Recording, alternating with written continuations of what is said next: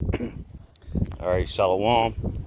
First and foremost, I want to give all praises, glory, and honor to Yahweh, Bahashem, Yahweh Shai, Bahashem, Rakak Badash. Double honors to the elder apostles of Great Millstone who rule well.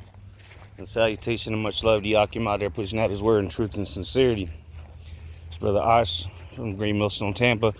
Back with another video, Lord, so it's edifying to the hopeful elect out there. I just wanted to speak on, the kingdom of heaven. Like Yahweh Shai said, repent for the kingdom of heaven is at hand. So, we're close to the kingdom of Yahweh Ba'ashem Yahweh Shai being established. But as Acts chapter 14, verse 22 says that through much tribulation shall we enter into the kingdom of Yahweh Ba'ashem Yahweh Shai, okay? So there's going to have to be war before we get peace. And as you see, World War III is coming, okay? As soon as this RFID microchip is made mandatory, as they're already doing with other things, making mandates, okay, or have been doing them for the past 2 years, okay. The World War III is going to escalate to a whole nother level, all right, because now you have wars.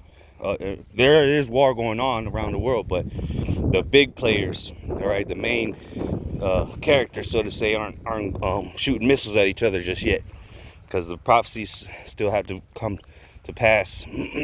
But once that ball gets rolling, it's all downhill from there quickly too. And it's going to be a tragic scene for a lot of people around the world. All right, just look at what happened in World War I and World War II. Hundreds of millions died between those two wars, and hundreds and billions will die this time, okay?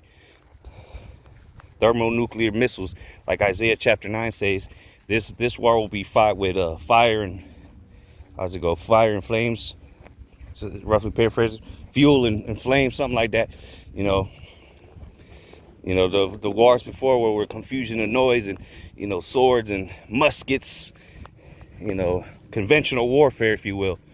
But now it's going to start off conventional, invading one another, nation invading one another, as they keep pushing the narrative on television and throughout the media. There will be invasions for sure. There will be bloodshed, civilians dying by the millions, soldiers dying by the millions. All right, chaos. And then to top it all off, the nuclear destruction of America and wherever else missiles hit. And simultaneously, they will have to come together to fight the Lord. The beast will have to fight the Lord. All right. It says Satan and his angels fought against Michael and his angels. The war in heaven is the book of Revelation. That war is talking about when Yahweh Shai returns and what people ignorantly call UFOs, all right, which are the chariots of Israel, the chariots of the Lord, okay, the instruments of our salvation. And they will be zapping people, destroying militaries, and then bringing salvation unto the elect. And then the kingdom can begin, and tears will be wiped away from our eyes. All right, we won't be crying or mourning anymore, suffering anymore. That's when we get the victory over death with Yahweh Shai, because he's already got his victory. Now it's just time for the elect to get theirs through the blood of Yahweh Shai. But then the kingdom, the earth can be run in righteousness, man. And yeah, we're gonna have to subdue all these nations, anybody left that's not with the program. But that's going to be easy work, because the Lord is coming with unstoppable power, unlimited power. So, but then in the kingdom, man, if everything's going to be at peace. We'll finally get to experience what living actually is. Okay, we'll get to enjoy the fruits of the earth. Get to enjoy the fruits of our womb, or the fruits of the womb, or the fruits of our labors. All right, our children will get to enjoy. We'll get to enjoy breathing air, man, eating food. We'll actually get to see what life is really supposed to be like when righteousness is run, supreme on earth, instead of what this wicked world promotes. We're just going to be ruled under Yahweh, by Hashem Yahushai, King David, and the rest of the elect, man. The rest of the 144,000. That's the ruling body. That will be the new global elites that call the shots. And we're going to be famous, though. We're not going to be like the elites of Edom, where they're a secret society. They're hiding. Now, people are going to know who we are, because we're going to make their life better, But, because even these other nations, they're going to be in tributaries, right? But they're going to enjoy it, because we're not going to be unrighteous like Esau is. So they'll get to enjoy life eventually. Hey, everybody got to get a payback, though. We got to get some get back. So we're going to have to punish the peoples, like the Psalms 147 says, to punish the people. All right, here's the saints, the honor of the saints. So it's going to be an honor to put chains on these heathens, beginning with Esau, Edom, and put them in captivity.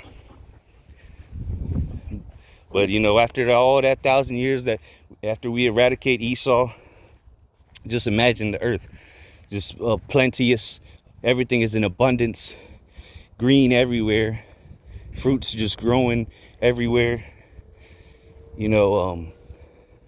Animals chilling. We at least the Israelites, we won't have nothing to worry about. All right, no enemies. All right, we're gonna be the apex predator, if you will, meaning that we don't have nothing above us that can prey on us. We will be the apex predator. All right, and we will be the righteous judges that this earth needs. But everything will be at peace, man. The animals will run wild, run free like they're supposed to be. There won't be any zoos. There won't be no damn leashes and collars. That's madness, man. You got animals in prison. Go to the zoo, they depressed as hell. We're gonna be able to play with them, because we're gonna have the dominion over them, like the Most High had gave Moses. I think he got all them animals to chill on the same boat without eating one another. That was just a small glimpse of what's coming. Because our kids are going to be able to play with poisonous snakes, lions, tigers, bears, you name it. The wolf will chill with the lamb. That's true peace. Because everything will be in harmony when Yahweh Shai is in power, man. Because this earth was made for him. Right? The Most High gave him all authority, so to say, all judgment of this earth, man, and everything in it, made by him for him, or in other sense, made by us for us, because the angels were there to help him at the beginning, the Alahayim. Lord's will, we be part of that number that were there with him, so we get to be joint heirs with him if we continue to suffer with him and fight for him. The Lord will take care of us. And that's why the scriptures say, eye have not seen, ear have not heard, the things that are things that are laid up in store for us. Roughly paraphrasing. See, there's things that people have no idea are even possible, which is going to be a normal thing in the kingdom. Man, we haven't seen, everything is reduced. It should take 2 men to carry a cluster of grapes. You get a baby, an infant, and carry a whole damn cluster of grapes by himself. So there's things that are coming to this earth, but the only way to get there is through much tribulation. So great trouble is coming to this earth. Great tribulation, a time like no other. But guess what? If it's going to be the worst tribulation ever, a time like no other, well, what is the outcome of that then? Peace. Because look at all the things that, or a peace like never seen before. Even when King Solomon was reigned 40 years of peace, that's not even good. That was the beginning, but this is going to be far superior, because it's going to be everlasting. There won't be no witchcraft going on. You know, ain't gonna be none of that. Ain't nobody gonna be on the other side of the planet doing some wickedness without the Israelites knowing. They're gonna be held to the law, to the T, and we're gonna be the righteous police. All right, we're gonna be the law execute. What is it? The judge, jury, and executioner. Every Israelite. Okay, beginning with the 144,000 under Yahushua, because of the law being written in our inward parts, us being a nation of kings and priests. Well, who we gonna be teaching? We're gonna be teaching these other nations, but they're not perfect. The law's not gonna be in them, so we're gonna have to do a lot of ass whipping, and then set up taskmasters over them. You know, the coons. There's gonna be new coons. Uncle Sam, was it Squantos, Sambos? There's gonna be Sambos of other nations. They're gonna be ratting Esau out every day, whooping their ass, treating them like niggers, especially Amalek. But nonetheless, you know, just wanted to say of the things we got coming for us, man. It's worth fighting for, because we haven't experienced life, what it is to actually appreciate your surroundings. You know, I mean, look, we in this hell and we still appreciate nature, of course, but we really can't enjoy it. We can't fly off to the Maldives, you know, and then for lunch we'll be in Iceland, looking at the beautiful scenery, and then by nighttime we're in, you know, in Mexico, you know, on a paradise beach or somewhere, man, or a private island. What nigga or spit got a private island, a private jet? Oh, these athletes and whatnot that got private jets, they ain't got shit, man. That shit is a lease. That shit'll be taken away from them in a heartbeat. We'll be able to fly ourselves. Not no jets or Boeing 787s from Spirit Airlines. Nah, we gonna be the Spirit Airline, flying through the skies. All right, like Superman, flights wherever we want, go to different planets. See, that's why the Lord set the bounds that Esau could not pass. Cause this nigga, he would pollute other planets. I mean, damn, he's polluting the space. All right, it's even coming out now. In the last couple of days, he's talking about all this space junk that they're trying to clean up, nigga. If it wasn't for you, there wouldn't be any space junk. They got islands of trash floating around in the sea. All right, the size of Texas or the size of France. That's wicked. That's why the scriptures say, destroy them that destroy the earth. Because ultimately they hate everything. Esau hates everything. He hates himself. He hates the Most High. He hates the earth. Because if he can't have it, nobody can. And he's a sore loser. He knows what's coming.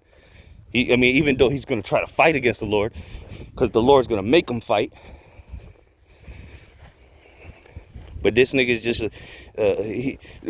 that's why the scriptures say, do not I hate them that hate thee, O Lord. I hate them with a perfect hatred. These niggas, man, Esau, he's the worst fucking parasite that ever exists. So what happened? And look how the world is being operated. And there's still some beautiful things you can see in this world.